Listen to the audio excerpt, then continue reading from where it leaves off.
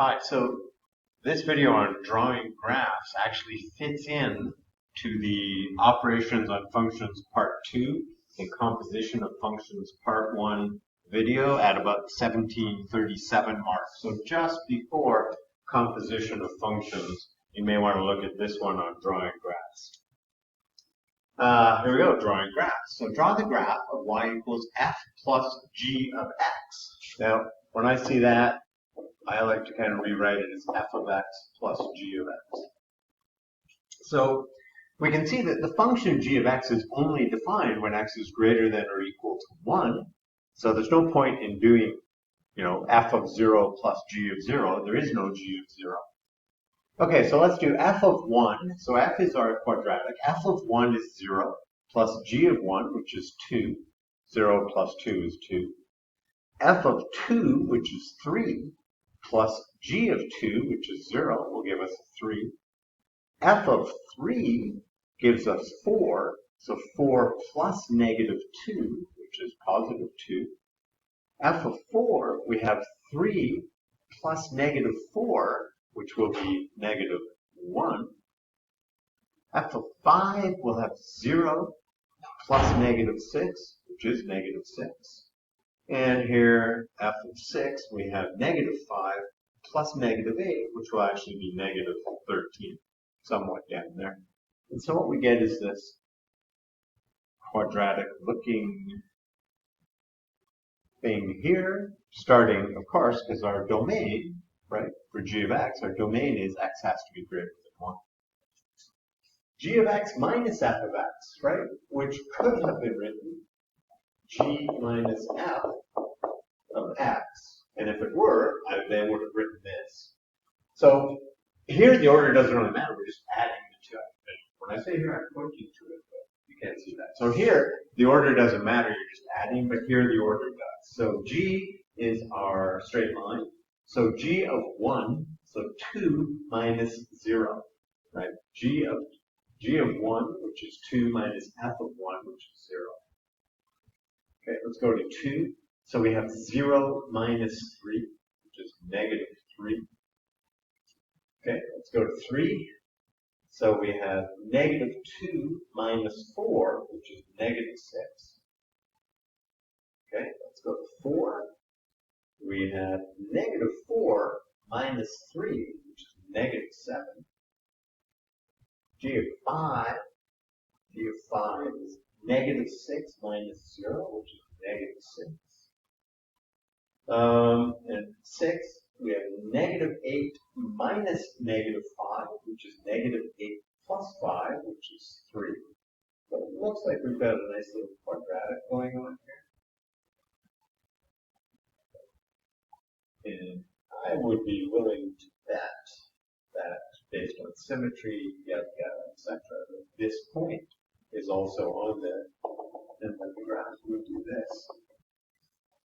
And let's get rid of that because it has a defined starting point. Right? There is no g of x below here, so there can be no points. We can't do that. And this looks like a nice little quadratic, and we'll see if we can figure out, because later on, part of the stuff is to get the equations of these things. F times g, f of x times g of x, f times g of x.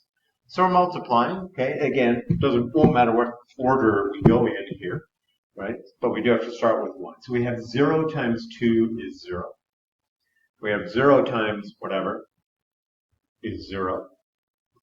We have 4 times negative 2, which is negative 8. We have 3 times negative 4, which is negative 12. We have 0 times whatever, which is 0. And we have negative 5 times negative 8, which will be positive 40. That is not on our graph, so we're not, not going to worry about that. So A little weird here, but that's what we've got going on here. And when we go get the equation, we'll see what that equation is. Could be interesting.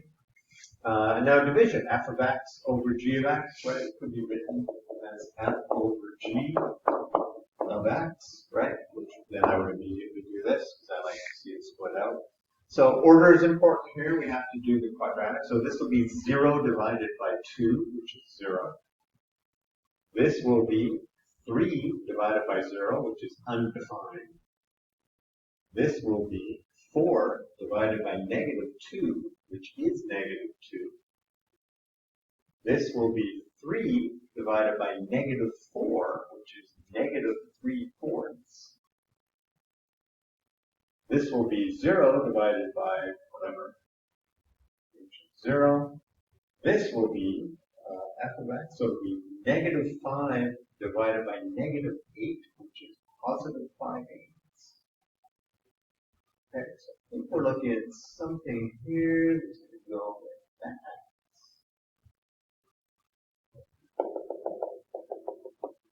Probably do this. And my f values, so I'm dividing by g. My g is getting really small. Something along those lines. Although, wait, we can do a little more accurate here. This is going to be 1. It's half of g of x is the same. And then, pretty sure we're looking at something along those lines. Well, let's take a look. It said plot as many points, so really we just need the point, this point here, right? Because f and g are the same. So when you divide, you're going to get 1.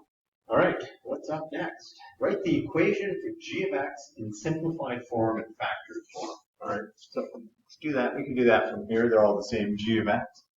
So we have a straight line. It's got a negative slope. We go down 2 over 1, right? 1. So that is negative 2x. And let's see, if I want the next point this way, I would go up 2 over 1. So that would be a 4. Okay, it's not, right? But negative 2x plus 4. Okay, so let's call that g of x is negative 2x plus 4. And in factored form, negative 2x minus 2. Write the equation for y equals f of x in vertex form. Okay, so here we go. We have vertex, excuse me, a vertex of 3, 4, and a stretch factor of 1. So you go over 1, down 1, go over 2, down 4. So it's just a negative. And then we've got x minus 3 quantity squared plus 4. So f of x is negative x minus 3, right? 3, and then up 4. Okay, and no vertical stretch, over 1, down 1, over 2, down, over 3, 1, 2, 3, should be negative 5. Yeah. Standard form, let's expand that out. So f of x is the negative of x squared minus 6x plus 9 plus 4. Negative x squared plus 6x minus 9 plus 4. So our standard form is negative x squared plus 6x minus 5. And in factored form, let's get rid of the negative. So that's going to change the sign of everything. In the parentheses, and that's going to be x minus 5 plus 1. Let's check that out. X squared minus 1x minus 5 is minus 6x plus 5. Right? The negative in front of that will change all the signs. That will give us that. So we have our standard form, we have our factored form, and we have our vertex form. Okay, use the equations to write for y equals f of x and y equals g of x. Write the equations for each of the new functions graphed above in terms of x. Be smart about what form you use. Right? So if we're going to be adding or subtracting, we're going to want our standard forms, right? Our simplified form. So we'll just go up. We'll do these beside this f of x plus g of x. So f of x is negative x squared plus 6x minus 5. Negative x squared plus 6x minus 5.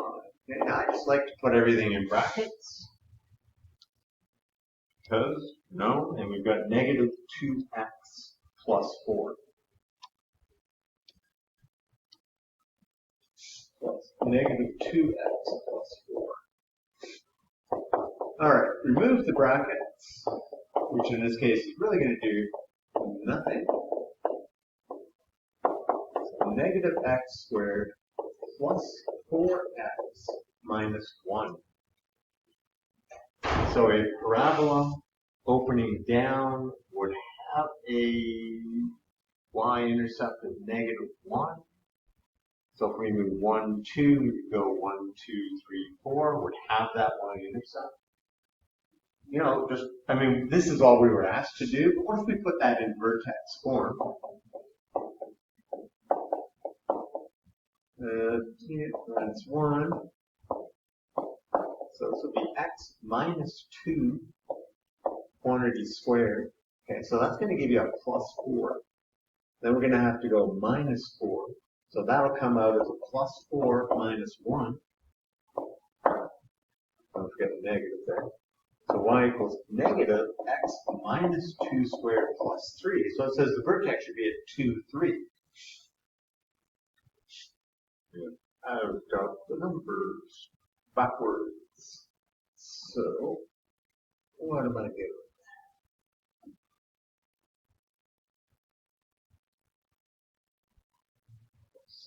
Negative x squared plus 6x minus 5. And negative 2x plus 4. Okay. Negative x squared plus 6x minus 5. Negative 2x plus 4. Minus 5. Plus 4x.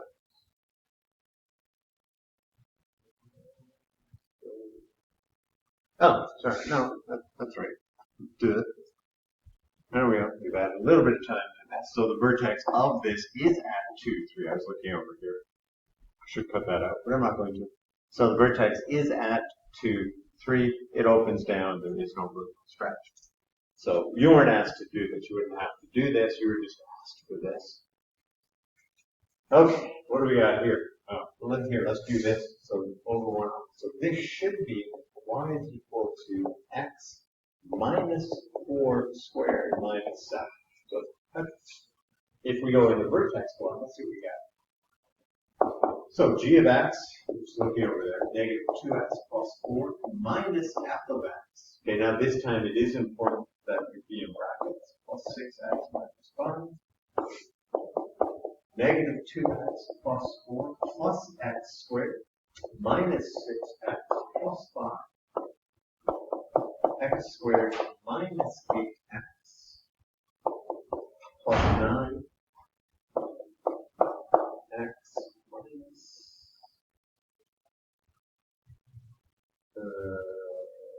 4 minus 4 squared. Okay, when you square that, you're going to get a plus 16, so we're going to need a minus 16 plus 9. Y equals x minus 4 squared minus 7. That is that. Okay, but this is the one we were asked for. This is just kind of a double check going into vertex form saying, hey, looks like you got quite that here. Okay, f of g of x. So we're going to multiply. So if I am multiplying, what form do we want? Well, we can do standard forms. We can do factored forms. Do factored forms, see what we get here. So g of x times f of x. Or f of x times g of x. So we've got negative x minus 5x minus 1. Negative. And negative 2 bracket x minus 2. 2. Okay, so negative will be, we got a 2. We got an x minus 5. We got an x minus 1. We got an x minus 2. So it tells us there should be zeros at that. It's a cubic. that it has zeros at 5, 1, and 2. So there we go. Matches up nicely. Also, if you think about it, we're multiplying a quadratic by a linear, so we will get a cubic.